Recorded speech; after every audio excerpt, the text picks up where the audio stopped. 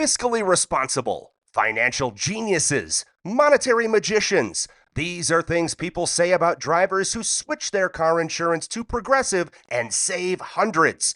Because Progressive offers discounts for paying in full, owning a home, and more. Plus, you can count on their great customer service to help when you need it, so your dollar goes a long way. Visit Progressive.com to see if you could save on car insurance. Progressive Casualty Insurance Company and Affiliates. Potential savings will vary. Not available in all states or situations. Raise the rudders! Raise the sails! Raise the sails! Captain, an unidentified ship is approaching. Over. Roger. Wait, is that an Enterprise sales solution? Reach sales professionals, not professional sailors. With LinkedIn ads, you can target the right people by industry, job title, and more. Start converting your B2B audience today. Spend $250 on your first campaign and get a free $250 credit for the next one. Get started today at linkedin.com/campaign. Terms and conditions apply.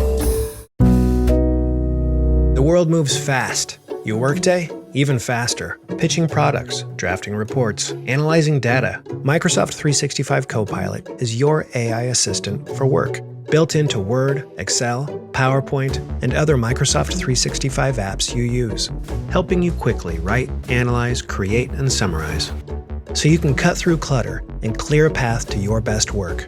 Learn more at Microsoft.com/M365 Copilot.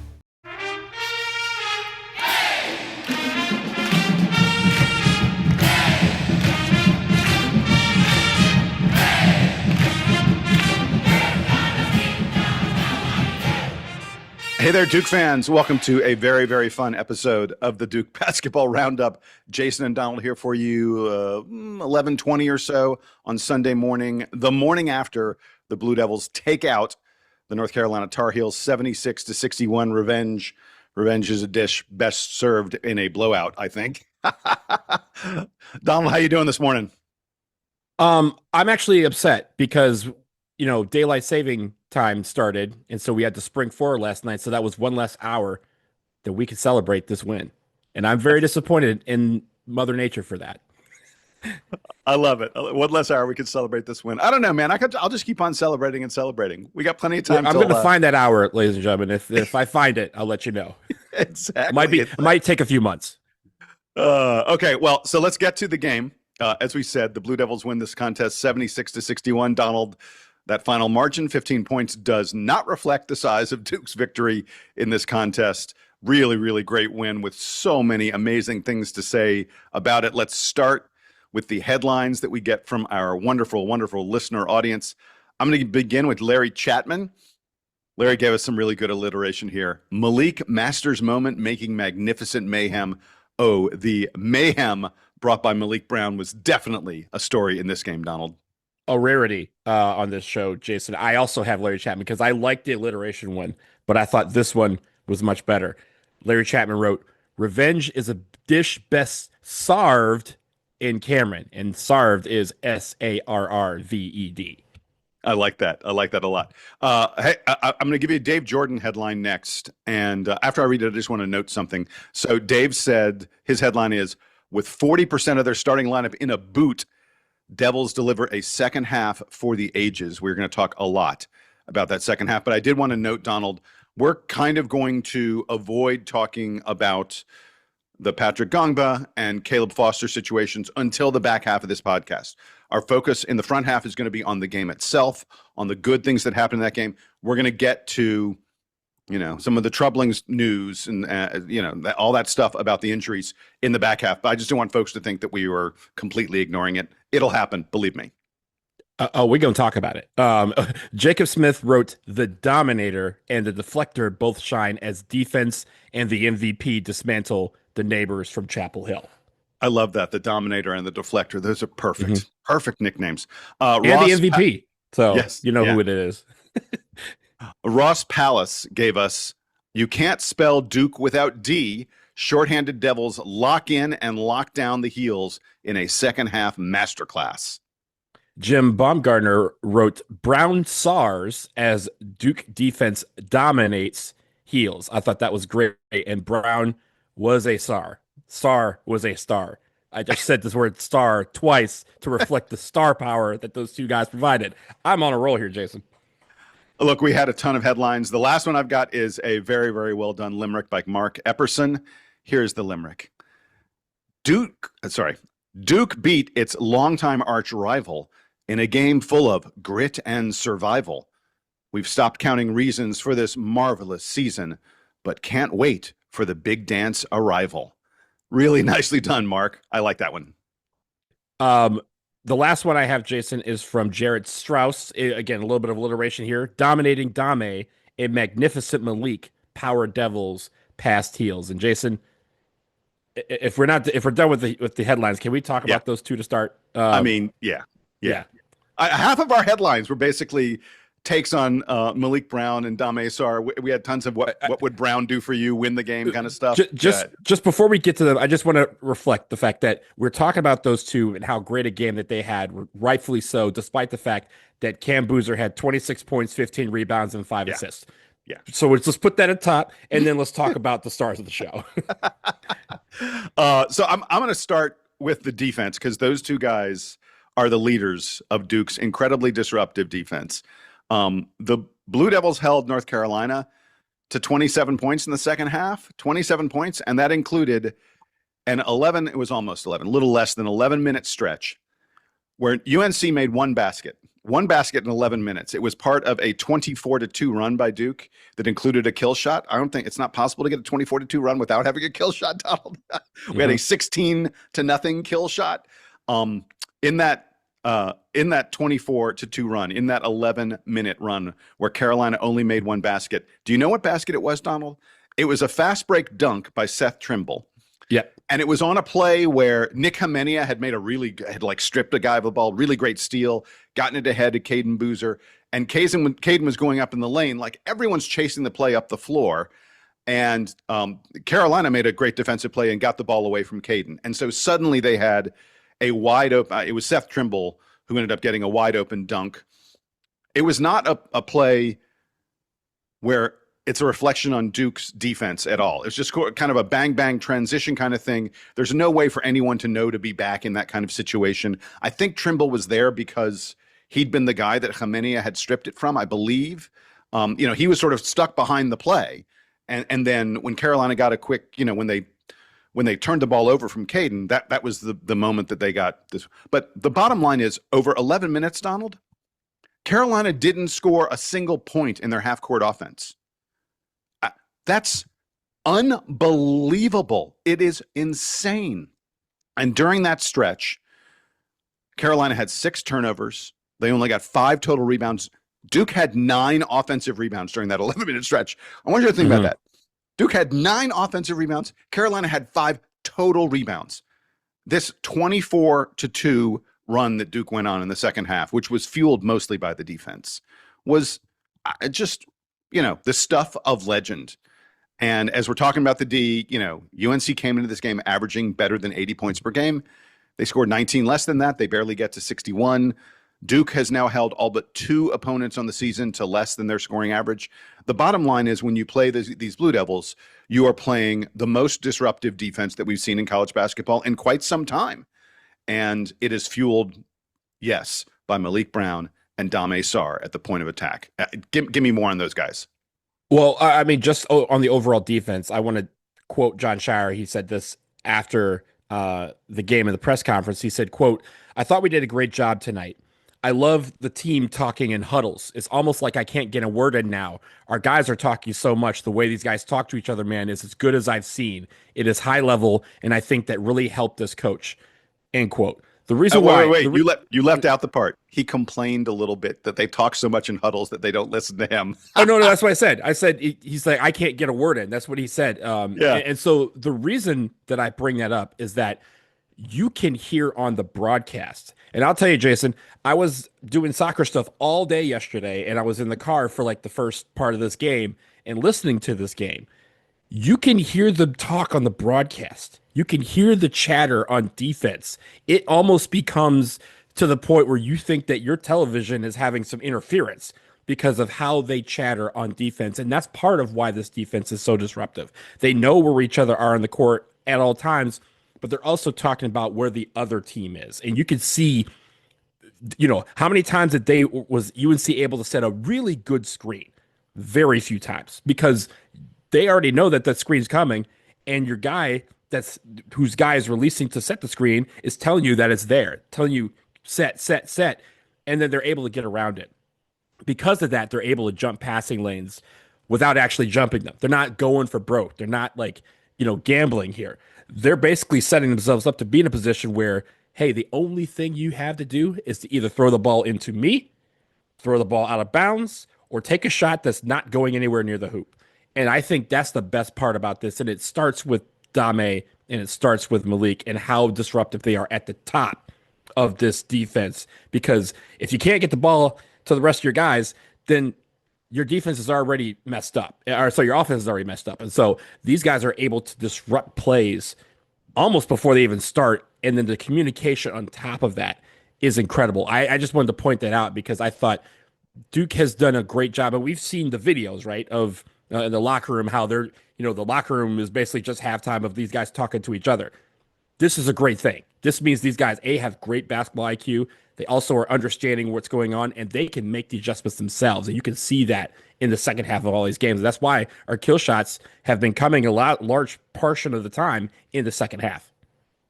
All right, let me get really quick to the two main the main attractions here in terms of the defense. By the way, with Dame Sarr, like early on, I kind of had him in the bad because he blew a layup and he forgot how many steps you can take before you get called for traveling.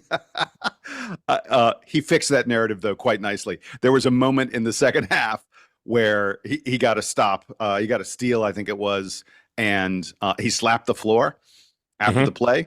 And John Shire also slapped the floor, like John Shire was so into it, he also slapped the floor, and John was like, "Yeah, it's been a minute since I've done a floor slap."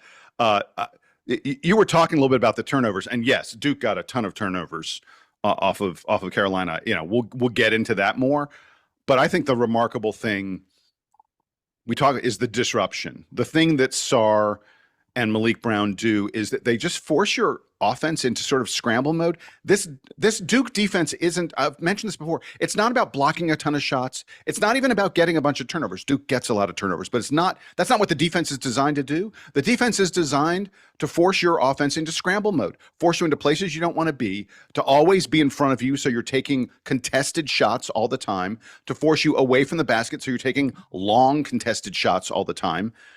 That is what makes this Duke defense so great. And that is what Dame Sarr and Maliq Brown do. Look, when those guys tap the ball away from a dude and it doesn't result in a steal, there's sometimes that I'm sort of like, oh well, that didn't do anything. But actually it does do something.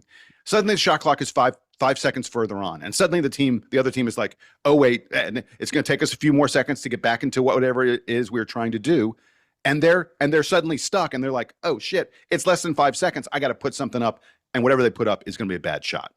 Well, look, there's definitely times and I laugh when this happens. There's definitely times where Maliq Brown will slap the ball away and not even attempt to go get it. Just basically like, no, start over. Because for him, going for it, right? Actually, what he's saying, like, try again. Okay, try again. Yeah, like, go ahead, pick it up. You got time.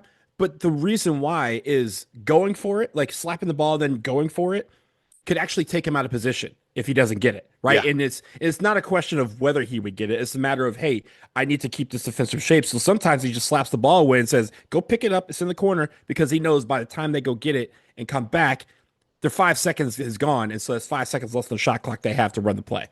Yeah. All right. So let's get a little bit more into Maliq, because I think there's little question. This was his best game in a Duke uniform. Yeah, like we said, slapping, swiping the ball, causing chaos every place, but also a pretty good game on offense. I mean, early on, Carolina was doubling Cameron Boozer, and Cameron Boozer, who has the processing speed of like the world's best AI or something like that, just like as soon as you send the double team, he's like, well, I've already figured out how to defeat this double team. And usually it was, I'm going to toss the ball toward the rim because Maliq Brown will be waiting there. And so Maliq got, easy buckets off of feeds from Cam again and again early on in this game. As we said, 15 points by Maliq Brown, his Duke career high. And by the way, he either had 9 or 10 rebounds. Everyone else seems to say it's 9 rebounds, but the official Duke box score says 10.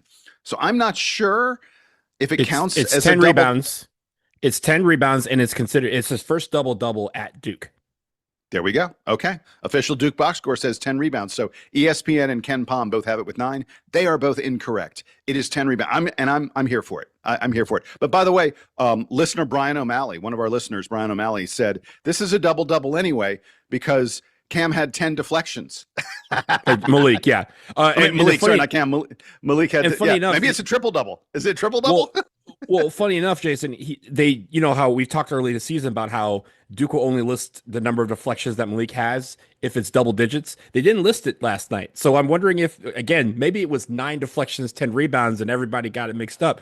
I'll leave that to the official scores to determine, but his hand was played in a lot of that. And also, Jason, he had 5 steals. I'm sure you could do the math there. That's a 10-10-5. Exactly. that's a pretty impressive game. Let's talk about the rebounding for a second, because someone wrote to us this past week, Donald, and I forget who it was, but they said, "Hey, Jason, you don't talk about field goal attempts as much anymore." Like, folks who've listened to this podcast for years know that for many years I was obsessed with this stat, field goal attempts. The team that has the most field goal attempts almost always wins the game. That was my theory. And I've gotten off of it a little bit because I think there's so many other stats that we talk about that encompass things a little bit more effectively than the simple stat of field goal attempts. But field goal attempts were a pretty big story in this game. Mm-hmm. Duke took 69 shots. Carolina took just 53. That is a reflection on Duke's offensive rebounding. Duke had 18 offensive rebounds. Carolina only 5. It's also a reflection on turnovers. Duke forced Carolina into 14 turnovers. Duke only had 8, and the 8 is a deceptive number. The 8's not a real number because one of those turnovers was a 30-second shot clock violation at the very end of the game. There was 31 seconds left in the game. Duke is not going to shoot in that situation, so we allowed a turnover because we just handed the ball back to Carolina with 1 second left on the clock. On the glass, what's really impressive is the way Duke handled rebounding in the second half, because in the first half, Carolina out-rebounded the Blue Devils 19-18. So in the second half, we were like, oh, okay, we'll take care of that. We crushed them in the second half on the boards 24-10. That allowed us to have a rebounding margin of plus 13.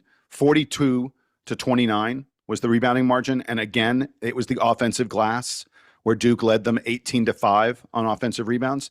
And I want to really mention something John Shire said in the postgame that I thought was very interesting. I've never heard him talk about this before. He mentioned purgatory. He said one of the first things that the Duke team, the Duke coaches and all the assistants and such, one of the first things they track after the game is over when they're watching film is what they call purgatory. Purgatory is you either are crashing the boards for a rebound or you're getting back on defense. And if you don't do either of those two things, they make a check mark and you are in purgatory. John does not like purgatory. You're either going after that ball or you're getting back on defense.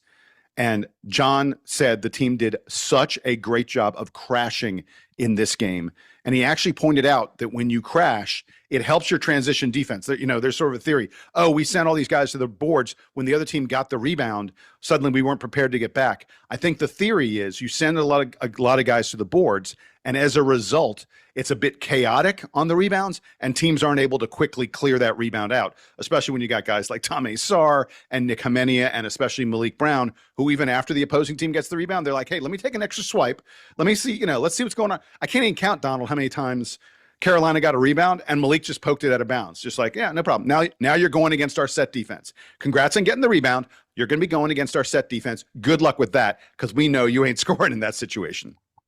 I want to touch on the rebounding quickly, but I do want to go back to Dame Sarr because I think we left some meat on the bone here when it comes to his performance. Yes, please do. The fact that he had 10 points, 3 rebounds, and assists, a steal, and the block is one thing. You mentioned the deflections, and the deflector himself, Maliq Brown, was leading that category, but Dame was right there. I think in a game where, of course, we're going to talk about the things that really affected the story of this game and why, it's kind of in some ways a Pyrrhic victory. We have to mention the fact that the biggest energy moment of this game did not come from Cam Boozer. It didn't come from Isaiah Evans. It didn't come from Caleb Foster. It came from Dame Sarr, and it was a sequence that I'll talk a little bit more about later. But like he was able to affect the game on both offense and defense, and also put UNC in the dirt. And I think it can't be understated that even in, as you mentioned earlier in the game, it took a while for him to get his feet under him. It felt like, but when he got there, it was a display that will live on. Like if Dame Sarr does not play another game of Duke basketball, that moment is going to live beyond when he leaves. And so I just appreciate the fact that he was ready for that moment. And again, this is high energy game, the biggest rivalry in college sports. For it to come down to Dame Sarr showing up on offense and defense in a way that other people just could not keep up with. I know that Hubert Davis did not have an answer for it. I know that the UNC players did not have an answer for it. And I know that everyone in the crowd, you could feel the energy buzzing from him, and he responded in kind. The energy that he was showing when they finally had to call a timeout to be like, what is happening here? It was over because he had everyone in Cameron, all 93-14 in the palm of his hand, and he was holding it up as if to say, this is my night. And so Dame Sarr, I want to make sure that you get your flowers for this, because that was a performance that will outlive you. Like that is a performance for the ages, and I'm so glad it happened on a time when you talked about how far he's come from, a guy who could barely shoot the ball in preseason, to now where his offense and defense changed the course of the greatest rivalry in college basketball. I called it. It's the Dame minute. I mean, it was 90 seconds or so, but it's the Dame minute. And I have a feeling we will both be discussing that when we get to play of the game a little bit later on. Perhaps. It may come up there. All right, I'm going to move on to spending a little more time talking about Mr. Cameron Boozer. I told you we mentioned the top, so we didn't forget about him. What do you even say about 26, 15, and 5, and only one turnover, by the way? Remember, there was a little stretch of games that Duke had earlier this year where Cam was like getting 3-4 turnovers a game. Yeah, forget about that. That's all gone. 26, 15, by the way, and the 15 rebounds included 6 offensive rebounds. Like Cam was 8 of 13 on 2-point attempts in this game, 8 of 13. I'm convinced that he offensive rebounded probably 3 or 4 of those. Like the number of times he took a 2-point shot and Duke didn't end up getting points in that possession, it's pretty damn close to 0. He got 3 on one possession, and he's like, all right, he goes up for the shot. He misses, grabs the rebound, goes up again for the shot, gets fouled in the process, but they don't call it. He grabs the rebound, puts it back up, and I think Jay Bills is like, I mean, sure, if you're going to let him shoot 3 times, he's going to make it. Like, yeah, that's exactly. Exactly. He's just, we don't have words left anymore. He's having one of the great seasons, not among freshmen, not among Duke players, among any college basketball player in the past, 15, 20 plus years. This is one of the great seasons that we're witnessing. And with his 26 points in this game, Cameron Boozer has now scored 700 points in his freshman season. He's just the 4th Duke freshman to score at least 700 points in a season. Do you know the other 3? Cooper did it last year. Yep. I believe Zion did it, and RJ Barrett. You are good, Mr. Wine. Nice job. Yeah. Nice job. Yes. So Cam is now at 705 points in his career. Cooper's just ahead of him at 709. Zion 746 and RJ 860. Remember, Zion missed a few games, right? Yeah, and so did Cooper. Cooper missed 3 games. That's an excellent point. Yes. So look, it depends on how many more games Cam gets to play in, but there's certainly a very, very realistic chance that he's going to finish with the most points scored by any freshman in Duke basketball history. I don't even know what you say about him anymore. And to do it with the efficiency that he's doing it with, I mean, let's not forget when the game got really tight, there was that moment in the second half where I think all Duke fans were like, uh-oh. And then Cam hit a 3 and we were off to the races. We were about to go on a ridiculous run. He doesn't play like a freshman. He doesn't play like a guy that knows that the moment is big. He's just like, every moment, I'm just going to treat them all the same. I'm running out of words to describe the greatness that we're witnessing. Look, I mean, the one thing that you can't say about him is he's National Player of the Year. He's the SEC Player of the Year. He might be the best player. He might be the best player in basketball right now, not named Cooper Flag and Conkin-Nipple. Like, he's that good. But I also let's say best player. He's the best player under 20, not named under 20. Yes, well, that's he's cool. Not better than Shake. He's not better than Jokic. Come on, let's be clear. Jokic is an alien, so he doesn't count as human. So that's my disclaimer. I'm sticking to it. But Jason, again, in this whole thing, we just talked about Dame Sarr and Maliq Brown for what, 15 minutes. Yeah. If you look at Kim Palm's, score box, Cameron Boozer is the MVP of this game, right? He's always the MVP, as he normally is, right? And so it's unfair. I want for us, even we kind of understate sometimes how great this guy has been. And with all the pressure that he's had, like, it's hard enough for John Shire to replace the GOAT, right? To replace the guy. As much as we had people talking about Cooper Flag last year, and they said, I mean, a lot of us fell victim to it, where they kind of said, all right, well, next season's not going to be as great. I mean, Cameron Boozer is really good, but like, he's not going to conjure the same magic that this team did, that Cooper Flag did.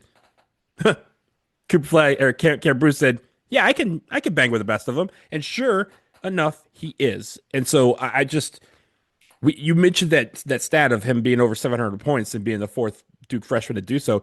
As you mentioned, we hopefully have 9 more games to go where he can add to that total. And I just appreciate the fact that he comes to work. He comes hard every single day. Even when he doesn't have a great game, you look up at the scoreboard and you realize that he affected it. And so that's just an innate quality that very few players that we've seen possess. And so I'm really just glad he's wearing a Duke jersey, because I'm sure if he was wearing another jersey, he would be a terror in the tournament. So I'm sure every other team is like, watch out for number 12 in the NCAA tournament. There was almost a world before Cooper Flag reclassified where Duke had Cam and Cooper on the same team. Well, I think there's also the possibility that like we would have only had one, right? Like, because they kind of play similar styles, and that's neither here nor there. But man, I'm glad we got both, right? Yeah. So yeah, exactly. Let's hit a couple other guys really quick. Isaiah Evans had his 3. It wasn't Isaiah's best game. Isaiah missed some shots that Isaiah's going to tell you, like, I should have made that shot. But I thought Isaiah played great defense. Look, there are plays now where a guy's getting a strip or something or disrupting a play, and I'm like, oh, was that Maliq? Was that Dame? And then I'm like, oh no, it was Isaiah. Isaiah's really, his defense is just leaps and bounds beyond where it was even just a couple months ago. I also want to mention Caden Boozer. Look, Caden pressed into extended service. Caden played all 20 minutes of the second half. I suspect you are going to see, again, we'll get more into Caleb Foster, but if I don't think there's any chance Caleb Foster's playing in the ACC tournament. I suspect, if the games are competitive, you'll see Caden Boozer out there 35, 38, I mean, maybe even 40 minutes. Duke doesn't have a lot of other point guard. I mean, like, maybe Dame Sarr. You may see Cameron Boozer functionally bringing the ball up the floor as Duke's point guard if Caden can't be in there. But I thought Caden had a nice game. 7 points, 5 rebounds, 3 assists, only 1 turnover. He remains just great at getting in the lane and finishing in traffic in there. That is his biggest skill, that and pushing the ball up the floor and finding his teammates really nicely. I think funny enough, Slim was kind of the one feeding off of the energy that Dame was presenting. It's usually Slim, right, that's forming that energy, but like, it's great that other guys can form Voltron with the energy and just make it where they are dancing off of each other. But I think it lends itself to a bigger point, right? And I know we're going to talk about Caleb and Pat extensively. This is not necessarily about them. It's about the fact that because of what happened for 25 to 30 minutes of this game, we had to play with 7 guys. We had guys having to step up and they were stretched to the limit when it comes to the production, at least the time they spent on the floor, right? You mentioned Kaden Boozer having to play all 20 minutes because he's effectively the only other point guard we have, true point guard that we have on the roster. And so when you look at these guys, by the way, Darren Rippey was at the game in the stands. Can we put Darren Rippey in a uniform right now? Well, I mean, Darren probably was one to get out there, and we're like, hold on, like let's ride this out. But look, Darren Harris, he plays 12 minutes. He has I was going to mention this. Yes, go ahead. He has 2 points, but he has a +7. The reason why that's important is how many times he's played over the course of the season where we're like, man, he's just not getting off the bench. He's only getting 3 minutes here, 3 minutes there. And then over the course of the past couple of weeks, what have you seen? You've seen him play 12, 14 minutes in a game. Sometimes not, providing defense, sometimes providing that offense that we're expecting to be consistent throughout the season. And I've always said throughout the season that Darren Harris needs to be ready for his number to be called because you never know what's going to happen. The reason why Pat was so great last year is because Maliq Brown got hurt, right? Maliq Brown gets hurt. He is forced into the situation and he makes the most of the opportunity.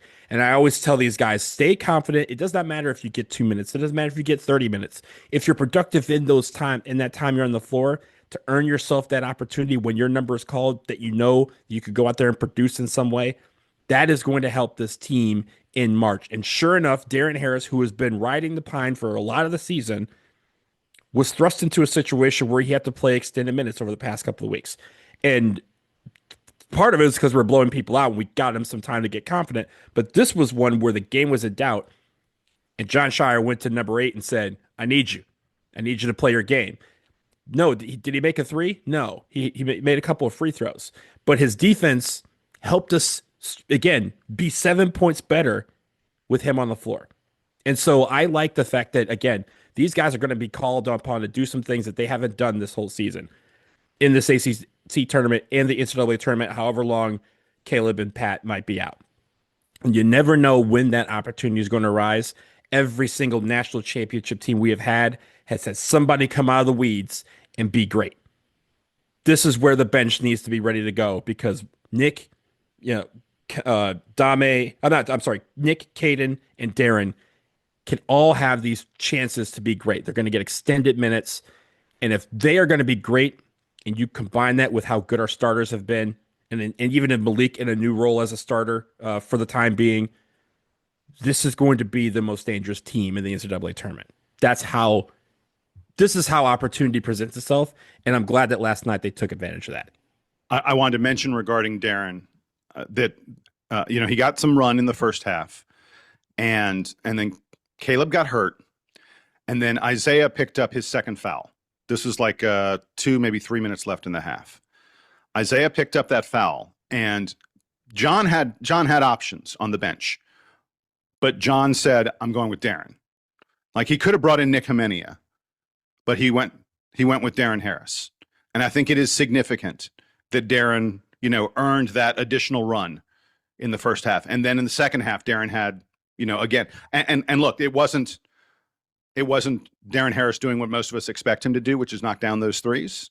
But that's fine because you're absolutely right that he affected the game in other kind of ways as he has been lately. I mean, this isn't only a matter of guys are hurt and so Darren's playing. Darren has earned his way back into this rotation. That's a big deal. A year ago, we saw Caleb Foster do the exact same thing. Caleb Foster fell out of the rotation for a little bit. John had very little confidence in him, and he earned his way back into the rotation and turned into a player in the ACC tournament and the NCAA tournament that was very valuable to that team, making the run as long as they did and almost getting all the way to the final game. I absolutely think Darren Harris can play that kind of role for this team moving forward, and I think we're going to need him to do that because I think we're looking at something extended. Hey, last thing I had in the good was I did want to mention we haven't talked about Nick Hemenia. His box score looks incredibly unremarkable. 0 for 4. He misses 3 pretty wide open 3-pointers. He missed 2 free throws, like 0 points for Nick, but he's got 3 steals. And John Shire in the postgame specifically singled out Nick Hemenia for like keeping balls alive on like he only has 2 rebounds, but the number of balls he kept alive, the number of balls that, like, Nick went up and made it so that no one could get it, and then someone else on Duke ended up getting the ball. It seems crazy to say it, I actually think Nick had a pretty darn good game considering he scored 0 points. Again, the box score doesn't reflect the quality of play we got. And, if Pat is out, we need more from Nick. I mean, Nick is going to have an enhanced role because he's usually on the wing. We're going to need him to slide down and play a little more power forward because I think, you're going to have Cam as the biggest guy in the lineup.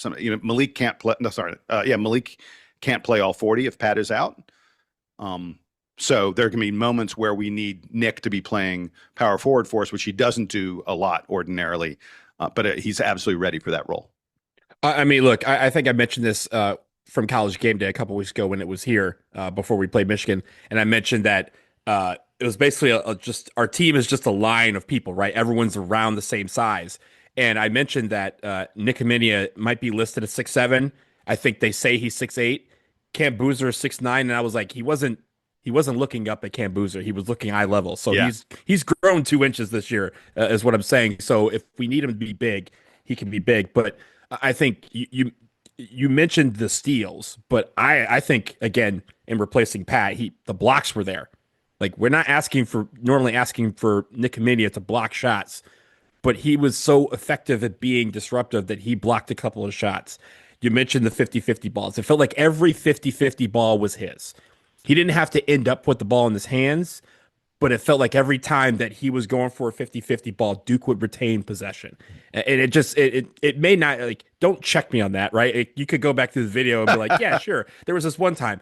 But that's the momentum that he generated when he was on the floor. And he knew that he needed to be big in some way. And I think that's the biggest part about this team and even last year's team. You can see that bridge of guys, that Kaizen, right? That being 1% better every day. And these guys are saying, hey, I'm not going to have a good shooting night every night, but I will affect the game every night in a positive way. That is the deal here. And so Nick has had double-digit points recently. Last night he had 0 points. He's affected the game in both of those games in different ways and was a positive effect on us getting this victory and closing out, which I may add, we haven't even discussed this, a 17-1 season in the ACC. We've only lost twice in the ACC regular season in the last 2 years. Yeah, that is incredible in and of itself. And again, we still have more opportunities for these guys to shine. I feel confident these guys can show up and provide something every single day. And it's just a question of that whole group playing for each other, playing for themselves. And when they do that, there's very few teams are beating them. All right, we're going to take a quick break. On the other side, we'll mention a couple things in the bad. We are definitely going to talk more extensively about the injuries that Duke is suffering from right now, the 2 boots on the bench, and we'll also reflect a little bit on this season. Donald just started a moment ago, but we'll talk more about the remarkable regular season that the Blue Devils have just wrapped up. All that coming at you as the DBR podcast rolls on.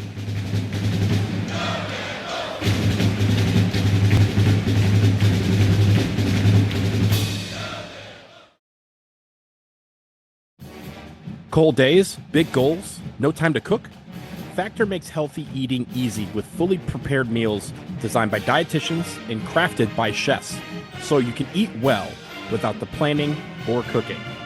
Factor meals are made with quality functional ingredients, including lean proteins, colorful veggies, whole food ingredients, and healthy fats. No refined sugars, no artificial sweeteners, no refined seed oils. Factor meals fit my schedule, and I felt full between meals so I could avoid snacking. Healthier eating, calorie management, and ready quickly so I can fuel for the rest of the day. That's what Factor Meals did for me. So when you're ready, head to factormeals.com/DukeBB50 off. Use that code DukeBB50 off to get 50% off and free breakfast for a year. New subscribers only, varies by plan, 1 free breakfast item per box for 1 year while subscription is active. Eat like a pro this month with Factor.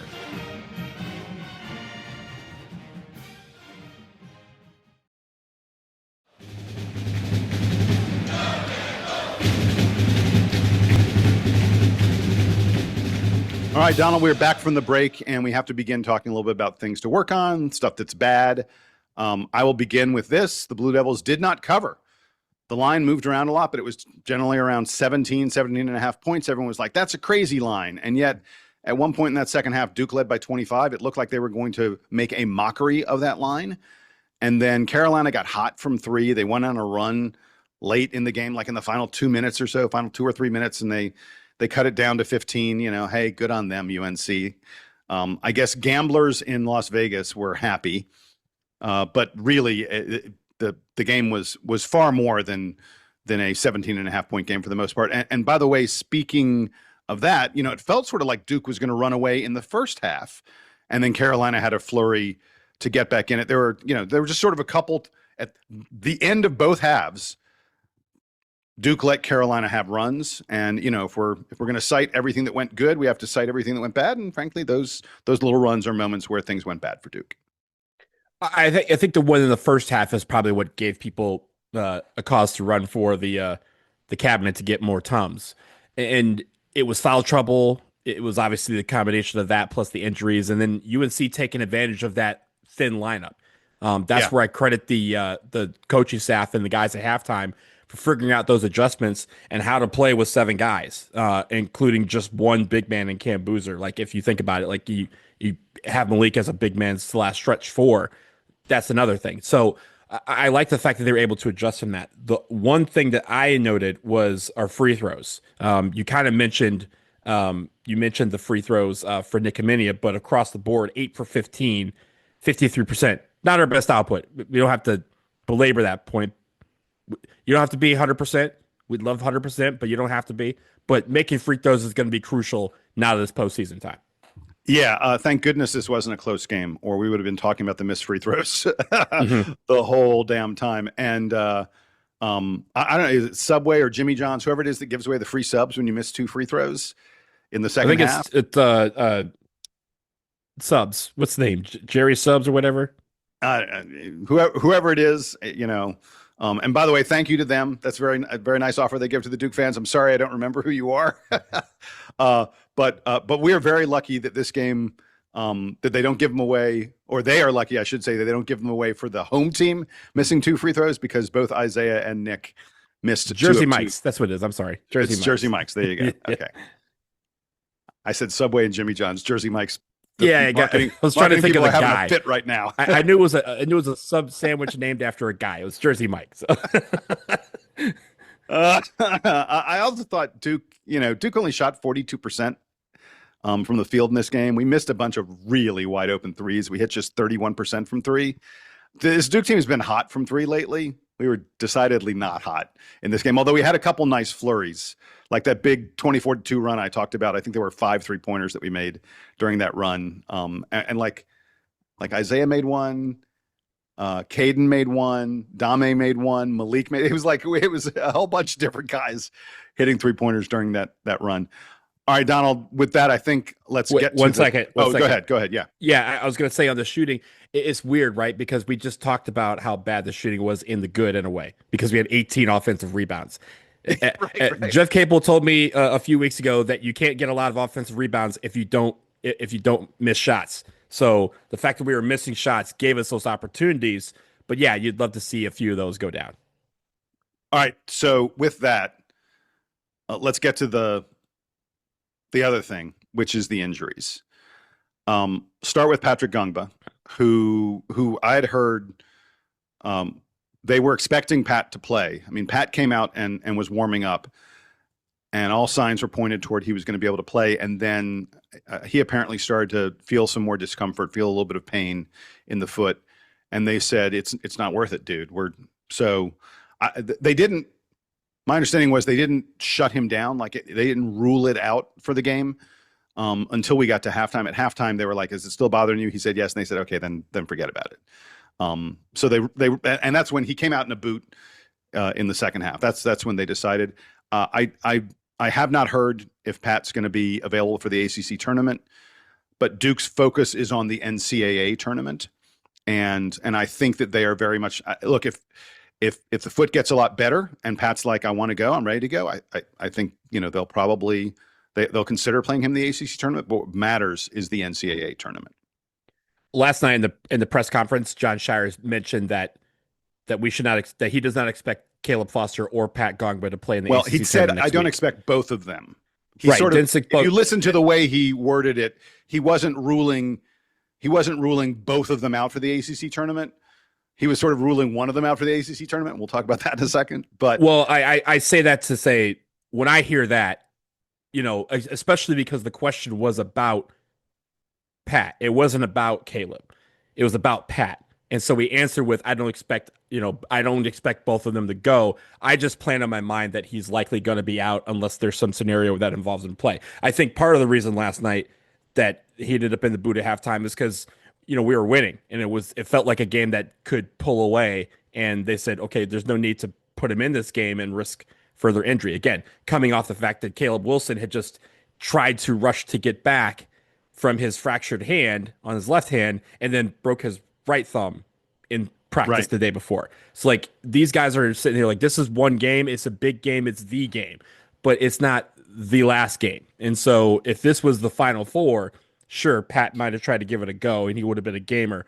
But there was a lot of reasons why we didn't have to risk that with him. Yeah. All right. With that, and my understanding is the expectation is that unless something happens to aggravate this injury, that Pat will be able to play in the NCAA tournament. With that, let's get to Caleb Foster.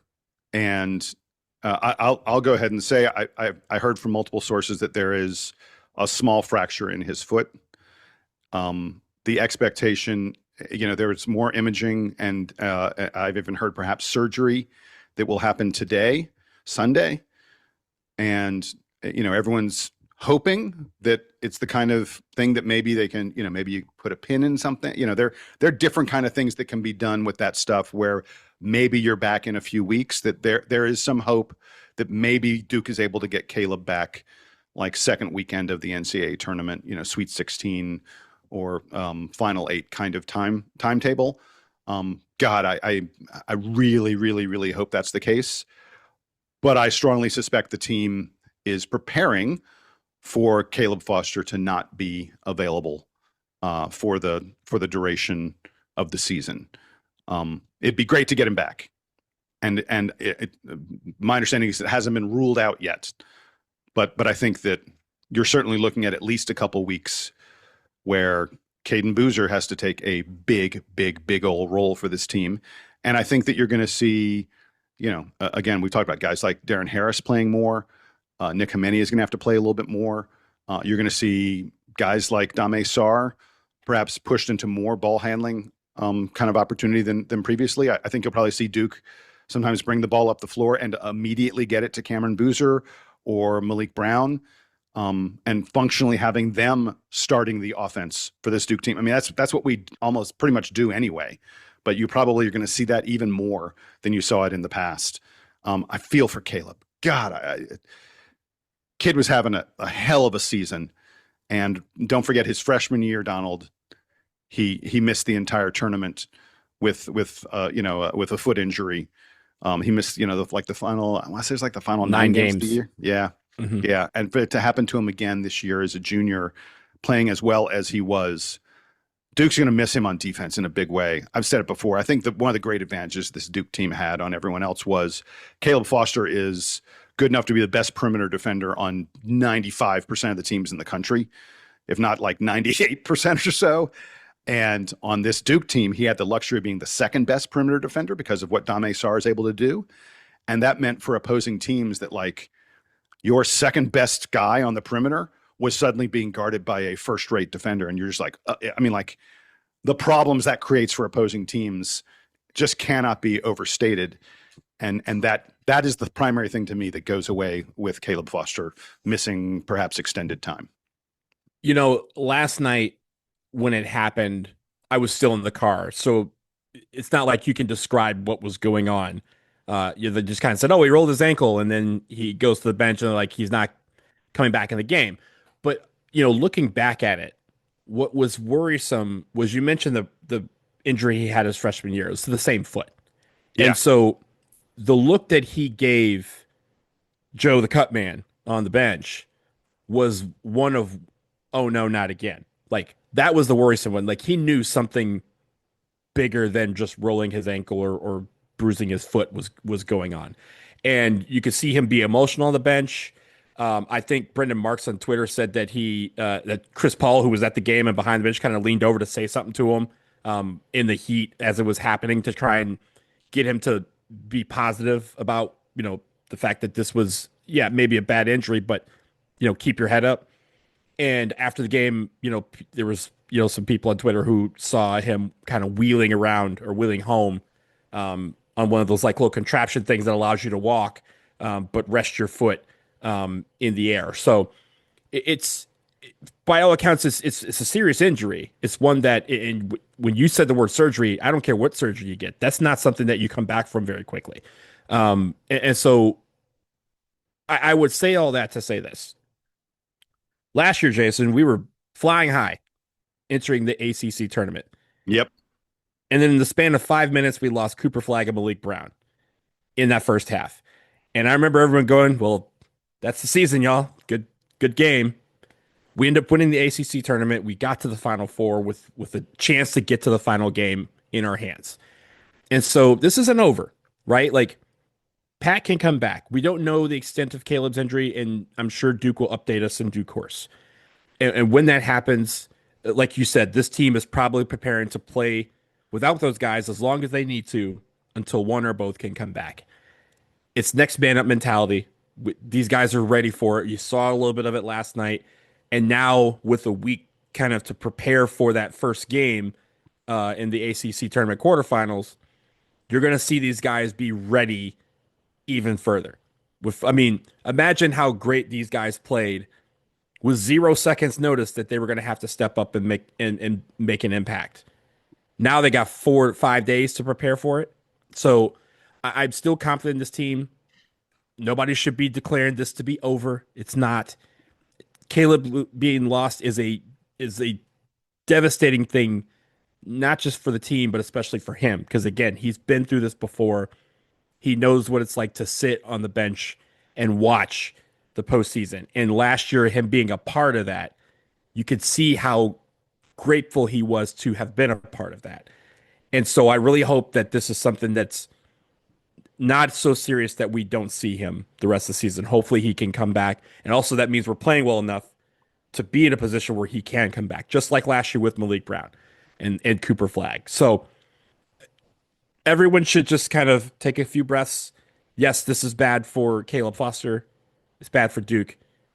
But there is hopefully the end of a tunnel for this and for Pat. And I think, again, it's not over. This team can still win a national championship. I go back to 2001 when Carlos Boozer broke his foot the Wednesday before the UNC game, and Duke never lost the rest of the way. So we've had injuries kind of feel like it derailed the season. And Jason, we're both on the DBR forums. What was the biggest thread when that Carlos Boozer thing happened? It was titled simply, "It's over." And now we use it as a joke. We use it as a joke to signify that it's not. So if you want to say it's over, I'm just going to laugh, chuckle to myself because it ain't near over. These guys have a lot of basketball left to play. And I'm certain that one of these guys who is left on this team, again, it's going to be for at least for the near future, 7 guys that are really going to go hard at it. And even Jack and Cam might be ready in a pinch if you need them. But these guys are ready to play. And we should make sure that we're behind him because unlike the tread, it is not over. Michelle Kelsey, one of our listeners, wrote in and said, Caleb may be injured, but we're going to be okayden. I like that line. That's a good way to say it. Next man up. And we talk about it all the time. Hey, Donald, let's get to the play of the game. I'll go ahead and do it, and then I'll see if I have anything to add to it. But for me, the play of the game was the Sarr minute, the Sarr 90 seconds. But it's funny because I think it's a little bit longer than a minute, and it also involves Maliq Brown in this because the sequence coming out of the under 16 timeout in the second half is just incredible. We have a Maliq Brown steal. Maliq Brown, they come down, they pass the ball around. Slim misses a 3. Maliq gets the offensive rebound, who gives it to Cam. Cam finds Sarr on the other side of the court for a three-pointer. You come back down. Jaren Stevenson misses the bucket. Sarr gets the rebound. Sarr comes down and kind of in a pseudo transition way. He's like, "Oh, let me go for this three." He felt the buzz. He misses the three, but then he does something important. He stays locked in. Bogovac gets the ball. He steals it from him. Kind of splits the defense and takes a couple dribbles. Goes 50 feet. Dunks the ball. Comes back down.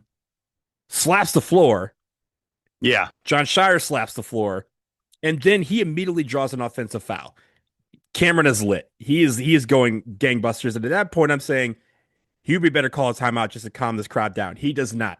On the other end, on that ensuing possession, Maliq Brown hits a three. Then Hubert Davis calls timeout because at that point, the lead had jumped from 6 to 14. That was part of the 16-0 kill shot. And in my opinion, that's when the game ended because we had momentum on our side. The crowd was as loud as it has been in a long time. And Dame Sarr was on top of the world. Like I said, he had world in the palm of his hand, and he showed it to Hubert Davis and said, "Game is over. Call a timeout. Get your boys off the floor." Yeah, every aspect of that was what I also had as the play of the game. I did want to shout out a play in the first half with about 7:15 left.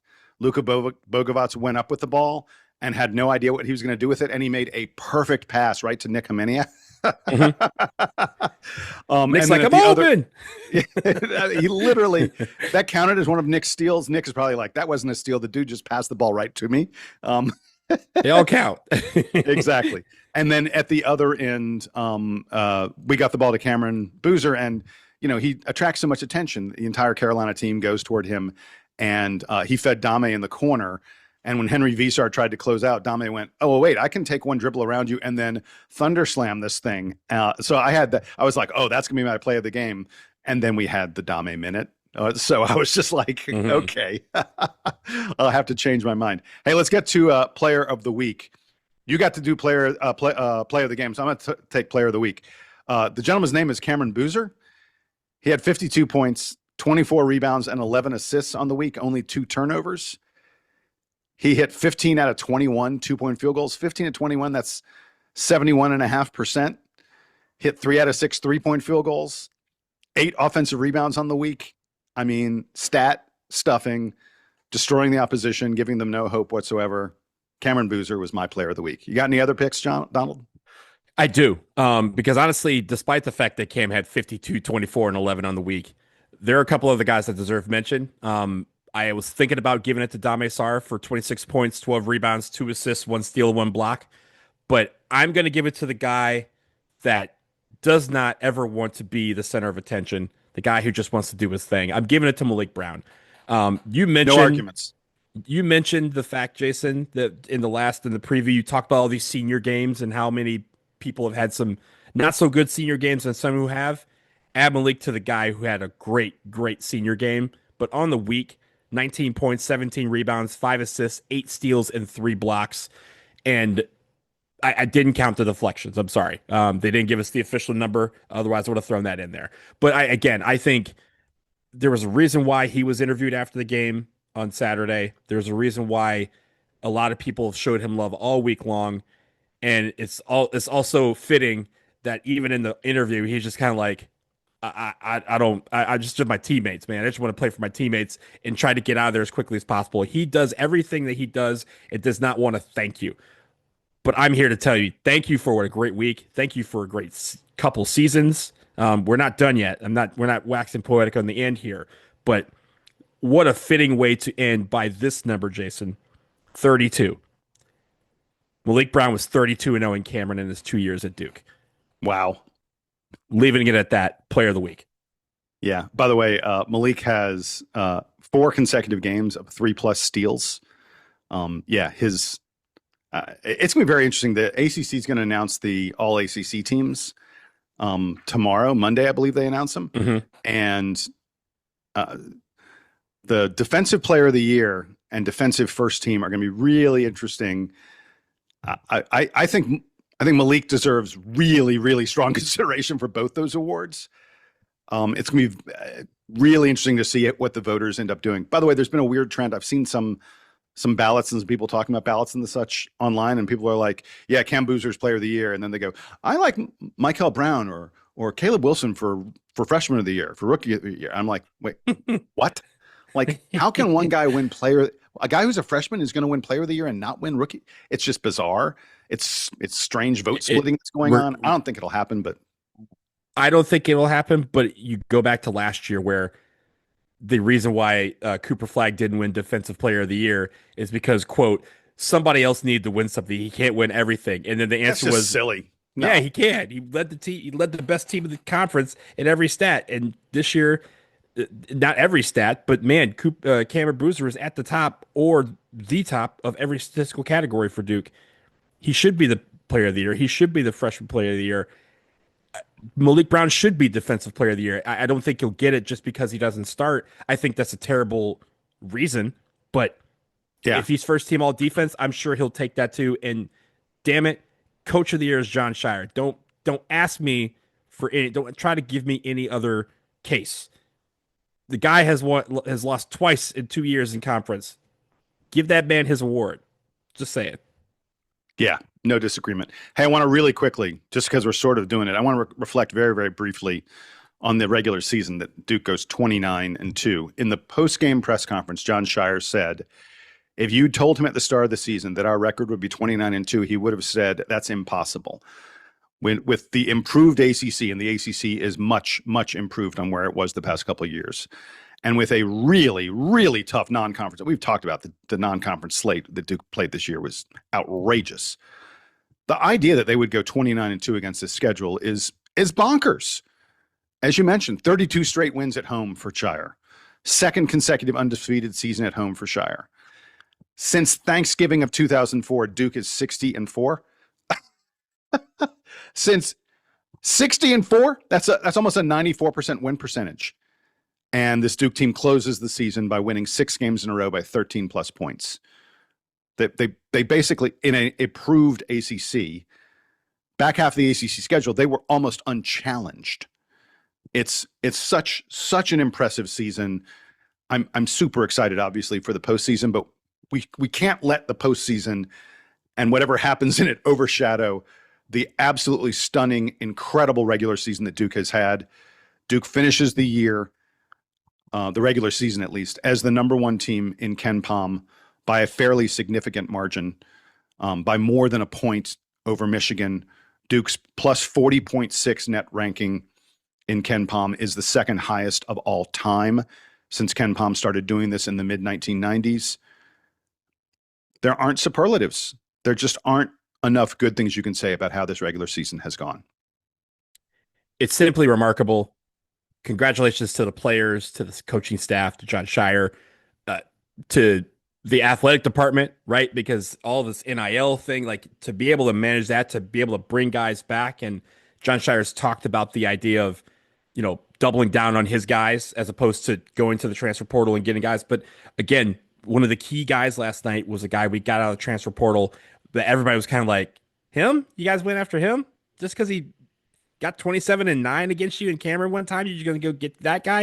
And he turned into this guy that, we're going to herald forever, right? Ryan Youngs of the world, is that type of transfer coming in here and doing this thing in Maliq Brown. And again, doing it just by saying, I'm just here to work, guys. I'm not here for the glory. I'm not here for the interviews. I'm just here to just play and hopefully win.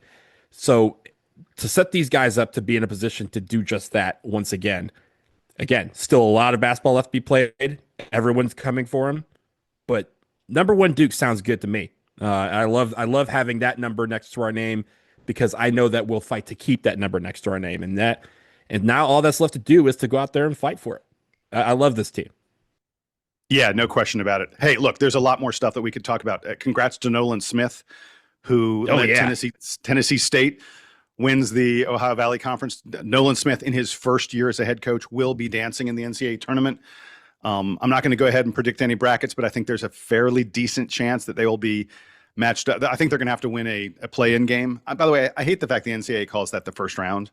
It's the play-in. They don't anymore. They call it the first 4 because remember they started to do the second, third round thing, and everyone was like, guys, we know what this is.